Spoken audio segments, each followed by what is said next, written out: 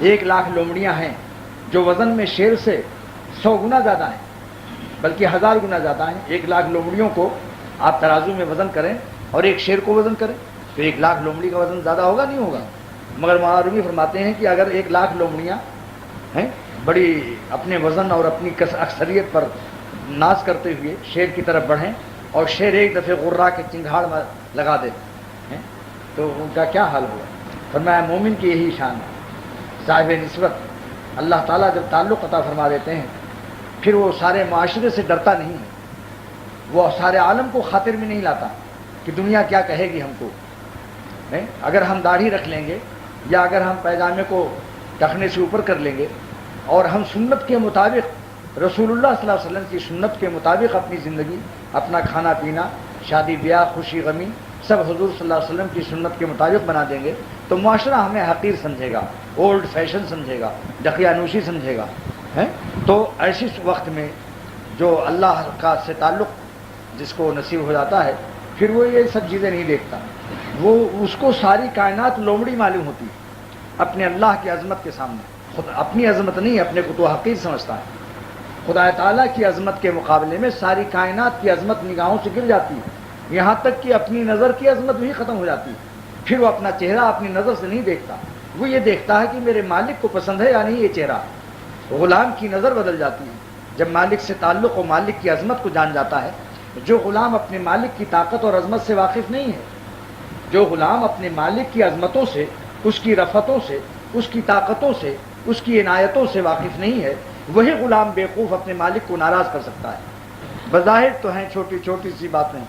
اختر کی یہ باتیں تو بظاہر چھوٹی چھوٹی سی معلوم ہوتی ہیں، بظاہر تو ہیں چھوٹی چھوٹی سی باتیں، جہاں سوز لیکن یہ چنگاریاں ہیں، جہاں سوز لیکن یہ چنگاریاں ہیں۔ اگر غور سے سنو تو انشاءاللہ ایک جملہ ہدایت کے لیے کافی ہے کہ جو غلام اپنے مالک کی عظمتوں سے، اپنے مالک کی طاقتوں سے، اپنے مالک کی عنایتوں سے نادان ہوتا ہے، غیر عارف ہوتا ہے، ناواقف ہوتا ہے، وہ غلام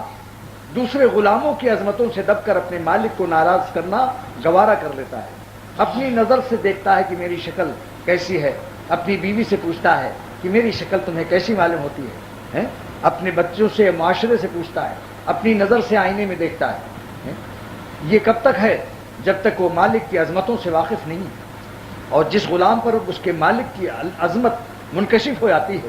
معرفت، تو وہ کہتا ہے کہ غلام کی نظر بھی غلام ہے، غلام کا ہر جز غلام ہے۔ ہم وہی سنیں گے جس سے مالک خوش ہوگا، ہم وہی دیکھیں گے جس سے مالک خوش ہوگا، ہم ویسے ہی بولیں گے جس سے مالک خوش ہوگا، ہم وہیں جائیں گے جس سے مالک خوش ہوگا۔ شہنما جاتے ہوئے اپنے قدموں کو روک لے گا کہ مالک اس طرف کے جانے سے ناراض ہیں، مسجد جاتے ہوئے شکر ادا کرے گا کہ مالک اس طرف جانے سے خوش ہیں۔ ہر سانس میں وہ مالک پر نظر رکھتا ہے، زمین پر رہتے ہوئے آسمان والے پر نظر رکھتا ہے، خالق آسماں پر۔ مخلوق زمین خالق آسماں پر جب نظر رکھ لیتی ہے وہی مخلوق فرشتوں سے افضل ہو جاتی ہے، آسمانی مخلوق سے وہ زمین کی مخلوق افضل ہو جاتی ہے، بشرطے کہ وہ مخلوق زمینی آسمان کے خالق سے رابطہ قائم کر کے ان کی مرضی کے مطابق زندگی گزارنے لگے۔ اور جب تک اللہ تعالیٰ کی عظمت منکشف نہیں ہوتی پھر آدمی یہ دیکھتا ہے کہ میری شکل آئینے میں کیسی ہے، خود ہی فیصلہ کر لیتا ہے، واہ واہ آج تو میں بہت ہی کیا جمال ہے، آج تو سمجھ گیا اپنے جمال کا فیصلہ اپنی نظر سے کیا۔ سید سلیمان ندوی رحمۃ اللہ علیہ کا شعر بھی عجیب ہے، ہم ایسے رہے یا کہ ویسے رہے وہاں دیکھنا ہے کہ کیسے رہے، ہم ایسے رہے یا کہ ویسے رہے وہاں دیکھنا ہے کہ کیسے رہے۔ دوستو اپنی قیمت کو خارج سے مت لگاؤ، خارج سے قیمت نہیں لگتی، باطن سے قیمت لگتی۔ ایک کتا ہے 2.5 لاکھ کی کار پر جا رہا ہے، خارج میں تو بہت 2.5 لاکھ کی قیمت ہے اس کے ساتھ، مگر اندر سے چونکہ سگیت ہے، حقیقت اس کی کتا پن ہے، لہذا اس کی قیمت کچھ بھی نہیں، چونکہ باطن اس کا خراب ہے، باطن میں وہ کتا ہے حقیقت کے لحاظ سے، اور 2.5 لاکھ کی کار پر جا رہا ہے، اور آپ گدھے گاڑی پر ہیں یا سائیکل پر ہیں یا پیدل ہیں لیکن صاحب نسبت ہیں، اللہ آپ سے راضی ہے، آپ کیا فیصلہ کر لو کون بہتر ہو۔ خارج سے اپنی قیمت نہ لگائیے کہ ہمارے پاس بنگلہ ہے اور کار ہے، قالب کی قیمت قلب سے، جسم کی قیمت قلب سے ہے، جس کا دل جتنا اچھا ہوگا اور اللہ والا ہوگا اتنا ہی وہ اس کا جسم قیمتی ہوگا۔